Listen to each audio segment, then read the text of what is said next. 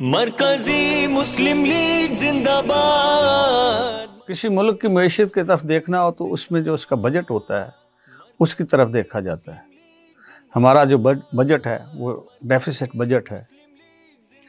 हमें पिछला बजट आपने देखा कि उसमें 14,000 अरब रुपए का बजट था, जिसमें से कमोबेश 7,300 अरब रुपए हमें सूद की मद में अदा करना था। अब अगर मोर देन 50% आपका बजट सिर्फ सूद के लिए चला जाए तो उस मुल्क की माशी हालात बहुत ख़तरनाक होते हैं। ना वहाँ पे डेवलपमेंट हो सकती है, ना वहाँ पे कोई सरमायाकारी के लिए आगे बढ़ता है। इसलिए कि सरमायाकार वहाँ होता है जहाँ वो देखता है कि इस जगह पे सरमाया महफूज है, मुझे बेहतर तरीके से मैं वहाँ पे अगर इन्वेस्ट करूँगा तो मेरा कारोबार बेहतर होगा। हम अपना बजट डेफिसिट को पूरा करने के लिए मज़ीद कर्जा लेते हैं और उस पर फिर मज़ीद सूद देना पड़ता है। हम उस वक़्त तक तरक्की नहीं कर सकते जब तक हम इन कर्ज़ों की मईशत से बाहर नहीं निकलेंगे, और इसके लिए सिर्फ़ और सिर्फ वाहिद एक ही रास्ता है, वो ये है कि हम खुद इन्हिसारी की पॉलिसी को अपनाएं, अपने गैर ज़रूरी अखराजात जो हुकूमत में हैं कम करें, और ऐसी तरक्की, ऐसी डेवलपमेंट जो प्रोडक्टिव ना हो उसको रोकें और प्रोडक्टिव डेवलपमेंट पे आके हम काम करें। अगर हमने कोई डेवलपमेंट करनी है तो उस शोबे में की जाए जहाँ से प्रोडक्शन हो, ताकि इस मुल्क में रोज़गार भी आए, इस मुल्क में तरक्की भी हो, और हम अपने ज़्यादा से ज़्यादा हम अपने मुल्क की जो चीज़ें हैं, प्रोडक्शन है, उसको इस्तेमाल करें। आज हम एक कंज्यूमर सोसाइटी बन चुके हैं, और जब तक हम कंज्यूमर सोसाइटी से बाहर नहीं निकलते, हम खुद इन्हिसारी की पॉलिसी पे नहीं आते, उस वक़्त तक हम तरक्की नहीं कर सकते। हमारे सामने एक बहुत बड़ा प्लान ये है कि पाकिस्तान मरकज़ी मुस्लिम लीग अमलन ये समझती है, काम करती है, खिदमत की सियासत करती है। हम समझते हैं कि मुल्क में ऐसा निज़ाम डेवलप किया जा सकता है कि जो बड़े बड़े लोग हैं, अमीर लोग हैं, उनसे लेके तो आम लोगों को सदक़ात की सूरत में, खैरात की सूरत में उनकी मुश्किलात को दूर किया जा सकता है, और इस तरह कर्ज़ों से नजात भी हासिल की जा सकती है, और मुल्क को प्रोडक्टिव डेवलपमेंट की तरफ ले जाकर ज़्यादा से ज़्यादा मुल्की अशिया पैदा की जा सकती हैं, और बाहर से जो हम इंपोर्ट करते हैं उसको कम किया जा सकता है। जब तक हम अपनी इंपोर्ट को कम नहीं करेंगे, एक्सपोर्ट को बढ़ाएंगे नहीं, और कर्ज़े लेने से इनकार नहीं करेंगे, उस वक़्त तक हमारा मुल्क तरक्की नहीं कर सकता। हमारे पास इसके लिए बाकायदा प्लान है। हम अल्लाह के फजल से मुल्क में ये जो मैंने अर्ज़ की कि खिदमत के लिए हमारा एक डाटा, पूरे मुल्क का हमारे पास एक डाटा मौजूद है कि यहाँ इतने लोग हैं जो बड़े बड़े कारोबारी लोग हैं, बड़े बड़े अमीर लोग हैं, वो उन लोगों को ख्याल कर सकते हैं जो कमज़ोर लोग हैं, तो इस तरह उनकी मुश्किलात भी दूर हो सकती हैं।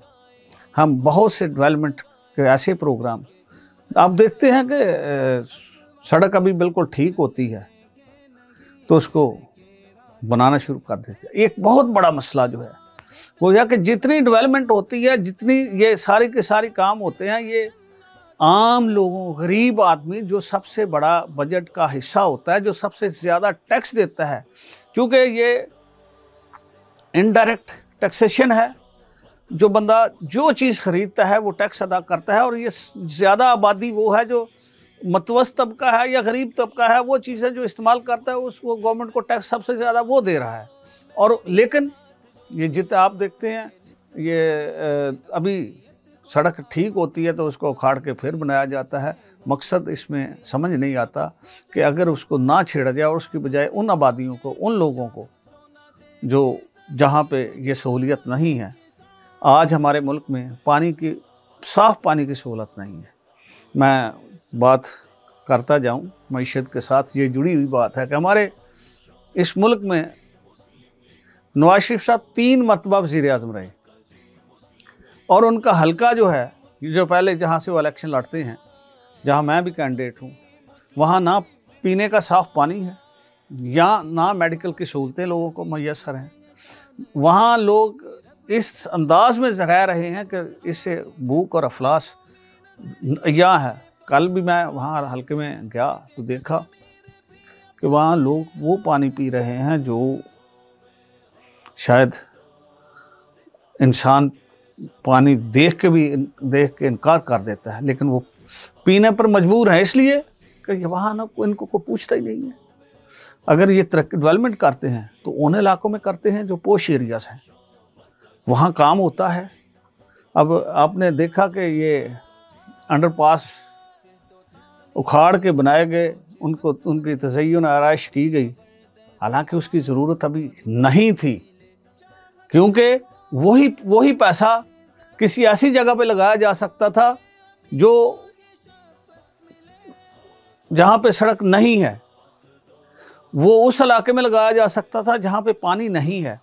तो हम इस तरह की जो ये गैर ज़रूरी जो हमने सोसाइटी को एक तो 2 हिस्सों में तकसीम करके और सारे के सारी डेवलपमेंट, सारे के सारे जो वसाइल हैं वो उस हिस्से पर लगा के दूसरे को महरूम कर दिया गया। हमें इससे भी निकलना होगा।